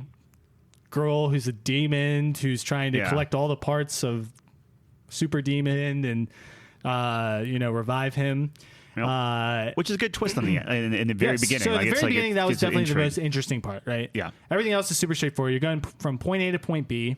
It was way more linear than I thought the game was going to be. Me not remembering much of it, right? Like it's been 30 years, 20 years. Yeah, like it's insane. If it was 2000, it'd be 20 years, right? So playing that 20 years ago, like I did not remember how linear it was. Yeah. Like if you would have, gunned ahead, like, hey, do you remember the side quests? Like, yeah, there's definitely side quests in this. No, zero. Literally zero side quests and 2 mini games. Yep. 2. That's crazy. There's more than that in like the first section of Final Fantasy VII, which is crazy. So very linear, which as me and Tyler were talking about this, that's not necessarily a subtraction to it, because I would much rather have a linear experience. Let's just get to the story, say what you're going to say to me through your storytelling, rather than doing these stupid side quests that suck. Yeah. Instead of having just low effort side quests, just give me the story. And that's what they did. And I actually kind of respect them for that more than trying to do something that would have been not quality. Yeah, for sure. So the game goes on. You get different party members. So So I guess this ties into the character section as well. So your main 4 after you get like halfway, not halfway, but like maybe the first quarter, is you have your main character Ryudo, who's the mercenary, the Geohound, who's a mercenary. You have Elena, which is the songstress, / Millennia, who's the demon, and they switch like depending on like whether it's nighttime or not. Right. And Millennia is amazing, by the way. She's by far my favorite character. You have Roan, who's this little kid you pick up in a town who's just like wandering by himself, trying to get like this amulet from his mom or something. Super weird. Not a big fan of that guy. He was really annoying. And then you have Merrick, who's this like beast warrior from this like tribe, like pretty standard stuff. Like they live on an island or something, and they're a tribe of beast men and women and stuff. Who is hunting for Ryudo's brother. Yes. So that's another. That's what are the odds? Yeah, right. Yeah. So I guess the second twist of the game is like you find out that Ryudo's brother is somehow like he did something. It's not really clear, but eventually you find out he murdered his village and is trying to recreate Valmar, which is the demon who Millennia is actually trying to recreate as well. So it's a pretty interesting thing. Yeah, it's the classic thing of like good and evil, right? So you have like Grandia, like the main like essentially God fighting Satan, and the whole thing Valmar, was they fought and scarred the earth and whatever, and now they're trying to resurrect Valmar, which is the bad guy. Yep. Yeah. So you go through that. Then the third point of the game, I would say, twist is actually not. You get the Grannis people come in, and one of the pieces of Valmar is in this village that you're trying to cleanse it of that, because what Millennia is doing is she's like consuming these parts of Valmar, and then she gets more complete, right? So it's like a catch-22, because like it's good because you're stopping that piece from Valmar from hurting the villages and stuff, but you're closer to recreating Valmar. So it's pretty interesting dichotomy there. So like you go with like you let Millennia pretty much do that. Yeah. So in this village, church comes in and they're like, we're going to burn the village down. You're like, that's a red flag. Like, what the hell? You're supposed to be the good guys. So that's like the first foreshadowing where like the church is fucking evil, right? Yeah.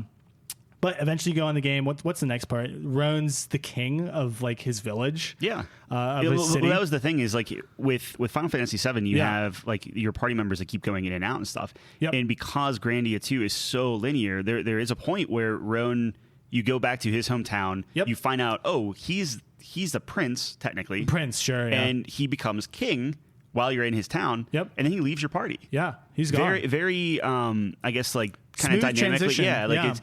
And then it's weaved into the story well. Right. I do like, that's a good point to bring up. I do like that aspect where, like in Final Fantasy VII, you have to pick who you're choosing, and that sucks. That's why I always go back to like Final Fantasy X. Everyone's always with you. You swap in and out. You feel very engaged with all your characters. In Final Fantasy VII, you don't give a shit about half of them because you never use them. Right.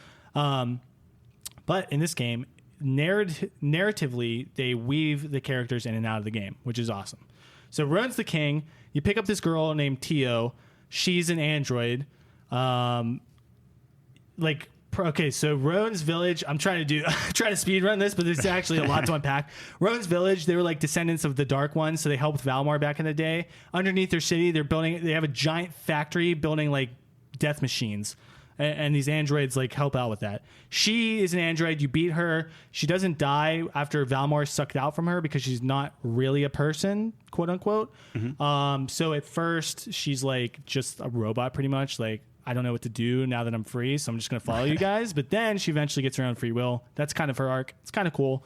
After that, you continue to go on. I think you travel by boat at that point. You go to this island, which is one of the best boat ships. Name ever, by the way. It's called the 50-50 because there's like a 50% chance you're going to die.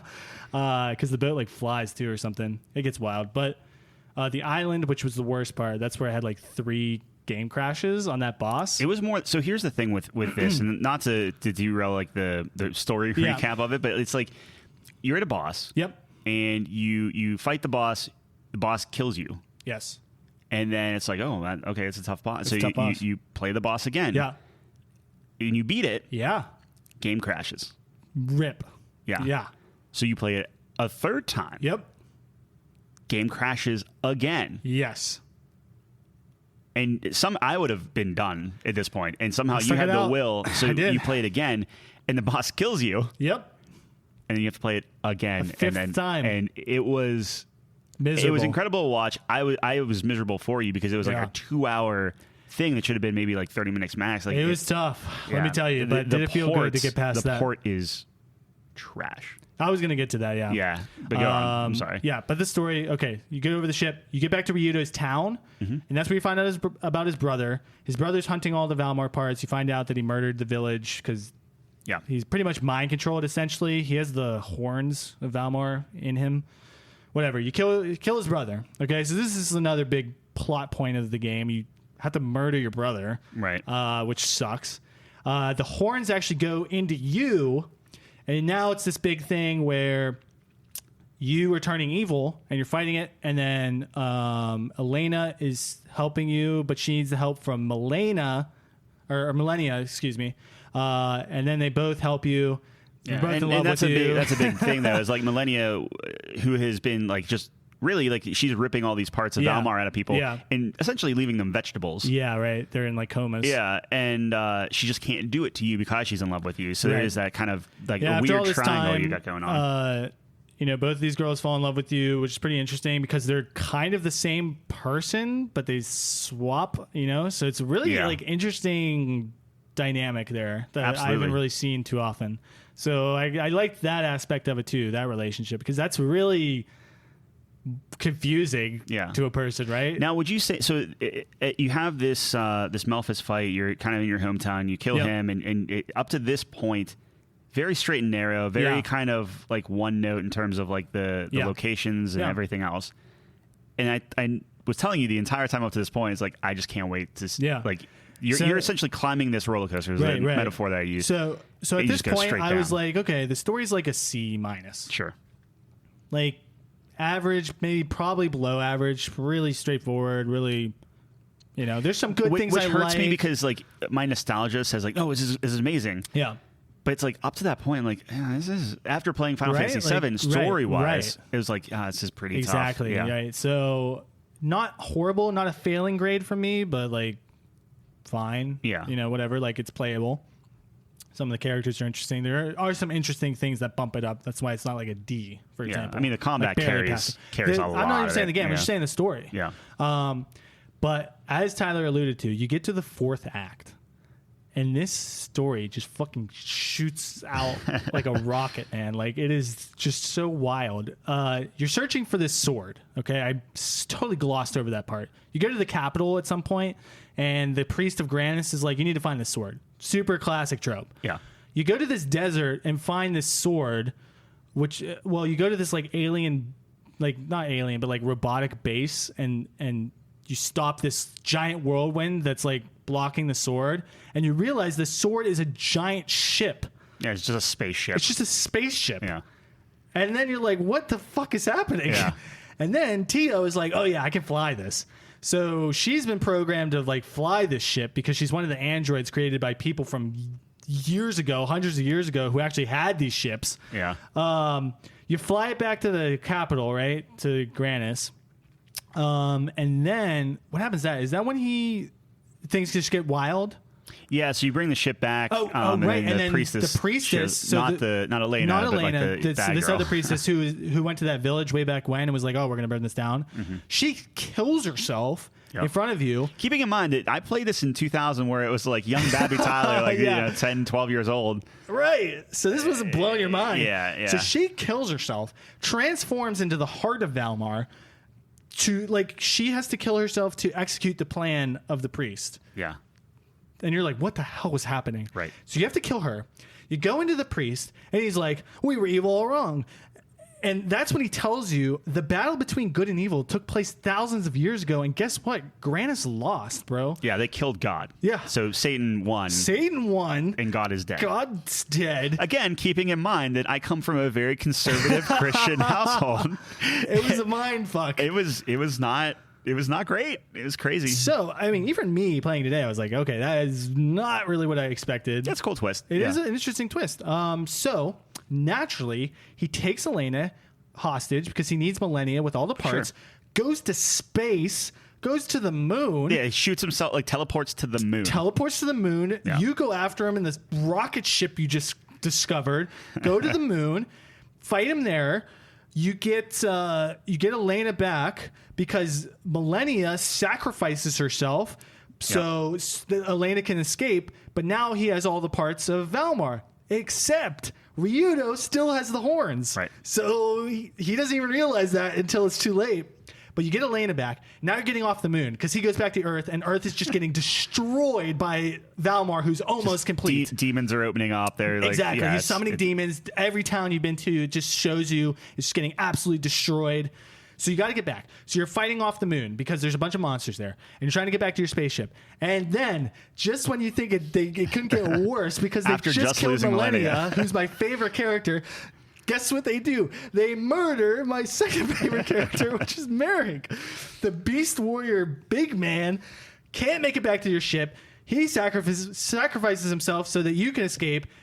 I'm pissed off at this point because they're killing everyone. I don't even know what's happening. It's like Game of Thrones up in here. So I fly back to Earth, and we have to fight our way through all these things to get back to the capital to confront the priest of Granus or whatever. And at that point, it's pretty much you just go and fight him, right? Yeah, I mean, just to put salt in their wound, too, is like you lose Millennia, your favorite character. Yep. You lose Merrick, your second favorite character. And then because you're down a character, down to 3. Hey, guess what? Rowan, you go back to who you don't particularly love, they put him back in. Rowan did grow on me, so... He was very useful. You get Rowan back. And then you go to fight Valmar. Yeah. There's a lot of anime-esque. We've learned a lot. If we took a shot every time we heard heart or light, people dark, or just like we'd be dead. It's very one note in there. Like good and evil doesn't matter. It's finding the power in your heart. It's and like human free will, self. like the gray is where we live, which is not it's an interesting, neat message. Yeah. Again, like as a 12-year-old playing the game, it's like it's a tough one. Yeah, it's interesting for sure. So you fight Valmar, you kill him, and pretty much the epilogue is you play as your favorite character. No. Millennia comes back. She does. She comes back. How did she get revived? I'm trying to remember. She was hiding. She hid a piece of herself in Elena. It's nuts, man. The second, like the last quarter of the game is just bizarre, just crazy. So she hides a piece of her soul in Elena. Elena saves her, so she's alive again. So I'm really happy about that. You get the final fight with you, Elena, and Millennia, which has never happened in the game up to there, and it's really awesome. It's just like this OP, we just get the crush. Right. Yeah, the final boss is not even that hard. I don't think it hit you once. No, maybe once. Because you get like these OP combinations, but the game ends there. The epilogue: Millennia becomes like a school teacher. Roan is king. Tio becomes a nurse. You know, she wants to help people now that she like discovers her humanity, quote unquote. Merrick's dead. pretty much the epilogue is Elena's Roan. a traveling you actually minstrel. play as Roan, and you go around traveling just checking in on everyone, which is kind of cool. So you visit Merrick's grave, you visit Elena as well, and she's like a songstress now, except not for the church because it's not really a church. She just brings joy to people, and she likes singing that people. one song that she's been practicing for years and years. 100 different renditions. But all in all, a crazy experience. I know that I've taken a lot of time going over that, but it is, so there's a lot packed in the game. So it's like there's a lot to go over. I didn't want to leave anything out. So you had like a C minus for the story up to this point. I had like, a 70% C minus for the story up until Act 3. Act 4 comes along and it does bump it up. Would I give it like a B? Probably not. It's probably still in the C range. Just because the dialogue's not great. It does take me out of it a lot. You know, I am an avid anime watcher, as everyone knows, and even for me, it was a little tough, which should tell you something. But a lot of the twists, I did like it. I would give it like a 76, just above average. So 7.6 out of 10 for the story. For the story. If we're talking gameplay as well, we might be talking B minus territory at that point because that is some of the best gameplay I've ever had. But story, I give it like a C. Characters, I give it a B minus. There's some really great characters. Millennia's great. She's so funny, energetic, badass. Like, she's super awesome. Ryudo's kind of classic main character, but he's just such an asshole, but you just love it because he's so funny. He's very much more like aggressive Cloud. He is definitely aggressive Cloud, and I like that a lot. Merrick's awesome. He's just stereotypical like strong guy, but when you have a combat system that fun, you're gonna love the guy who does really well with it, right? Yeah, so absolutely. Ron's okay. He did grow on me. Tio's good. Like, all the main characters are good. I mean, Elena grew on you. Originally, she was like super weak, didn't do anything, and then once she might have been more powerful than Millennia at the end of the game. But that's the beauty of it is you see the evolution of.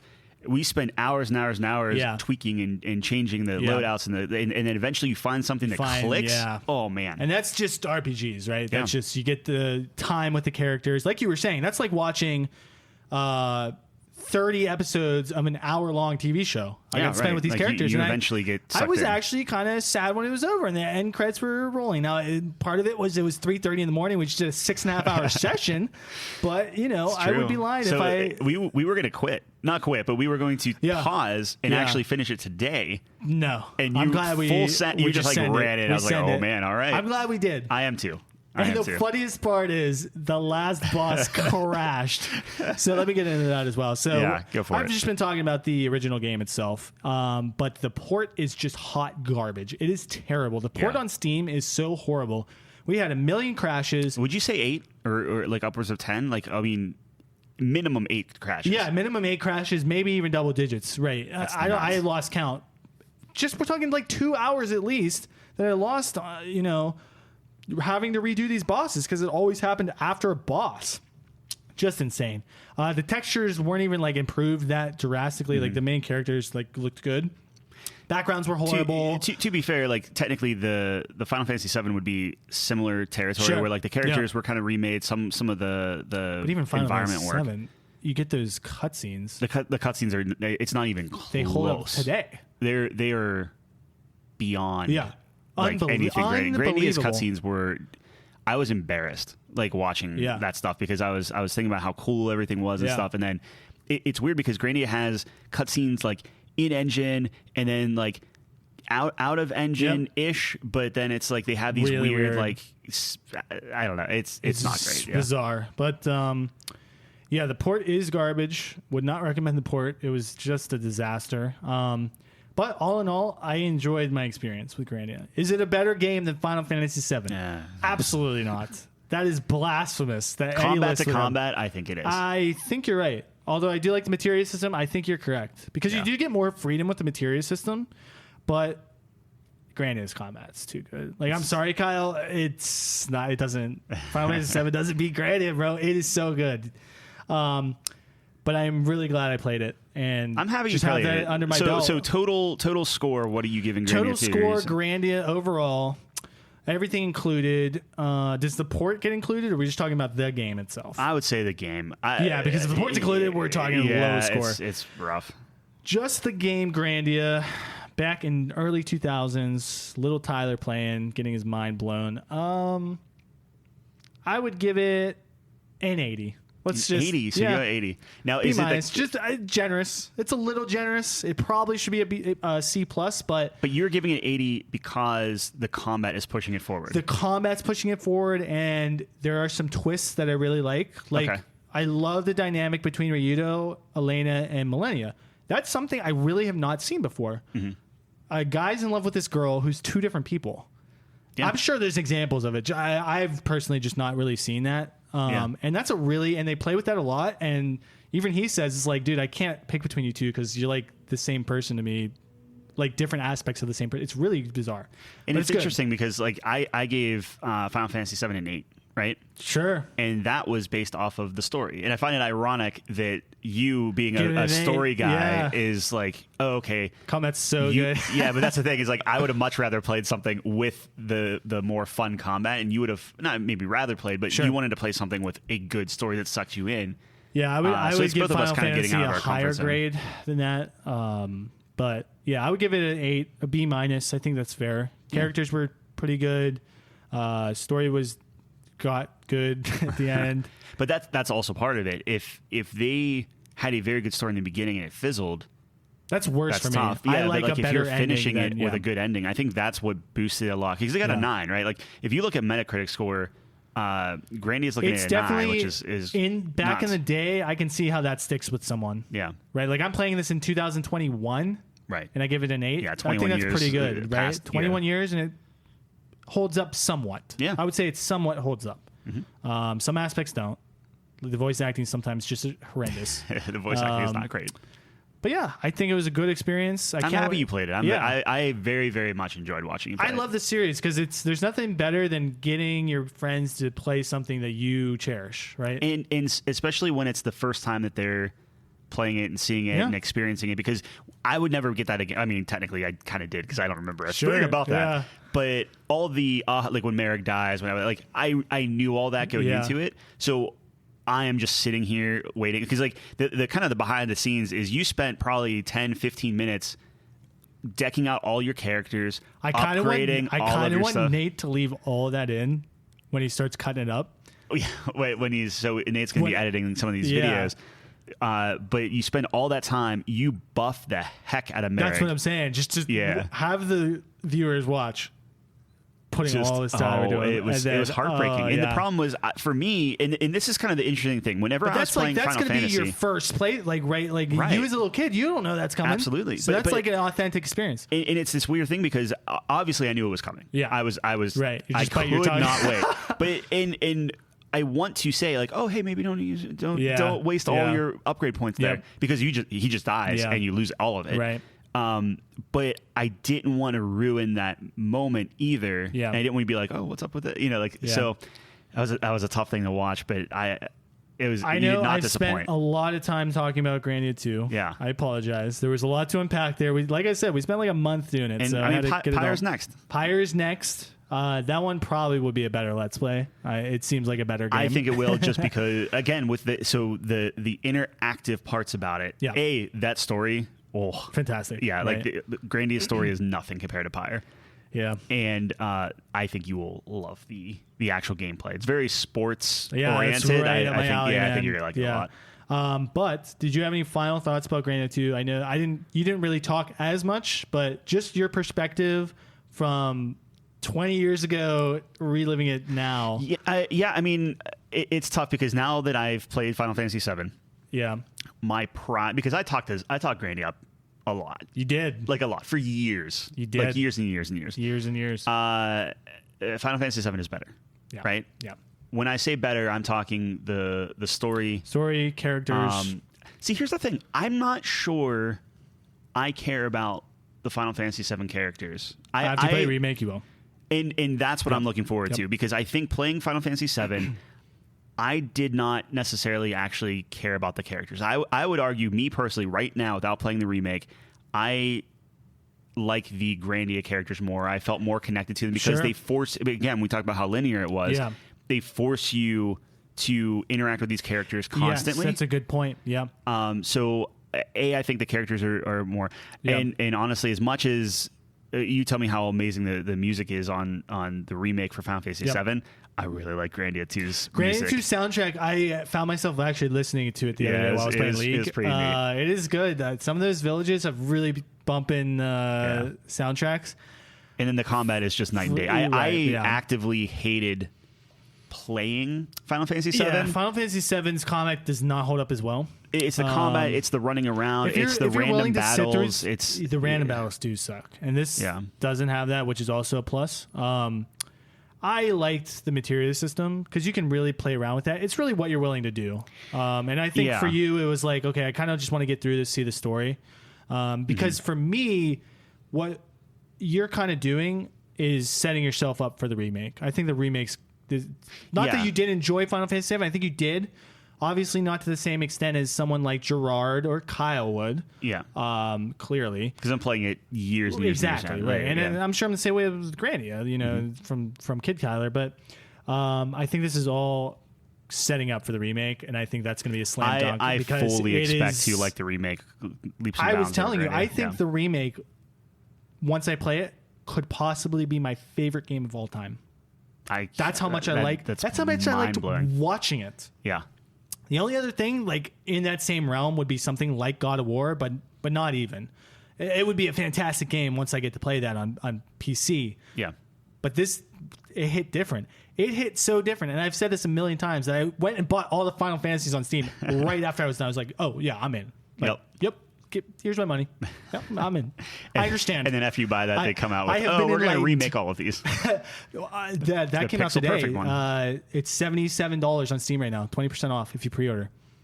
Yeah, well, you mean the 1 through 6 like pixel perfect remake ones? So you gonna buy those? No. I will get 6. I'll buy 6 because I think if you look on like tier lists and stuff, 6 is always up there. Yeah, right. I'd play that. I will be playing 1 through 6. Nice. I might be streaming it. We'll see. That'd be fun to watch. Yeah. That might be one where I'm just by myself and I just experience Final Fantasy. I wonder after playing. Like, here's the thing though. After playing Grandia, can you go back to a Final Fantasy 1? We're gonna find out. I think I have a good tenacity when it comes to that. After seeing my fucking struggles on the island, but we'll have to see. But in conclusion, we've gone really long on the second half here. I do apologize, but we get lost in our thoughts here. Really excited for the next section of the series. Pyre is coming up, as we said. We're going to be starting that maybe in a week or two. About 2 weeks, yeah. About 2 weeks. So stay tuned for that. John XP1290 at twitch.tv. That's where you can find my channel. I think we're going to be doing it on there, I believe. Yes. We also have Couch Company. Is it just Couch Company? The Couch Company, or it's technically Couch Co Games. Couch Co Games. So it's Couch. Social media cannot be easy. We have to. Right. Yeah.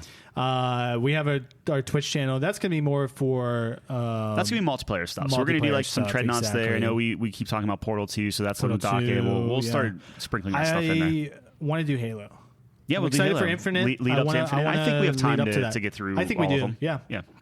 Those aren't that bad in terms of hours. Like a couple weekends. No, they only get bad if you're like, we're going to put this on insane difficulty. Nope. We're going to run through that shit. We're going to be real Spartans. But I think that does it for us today. I think so.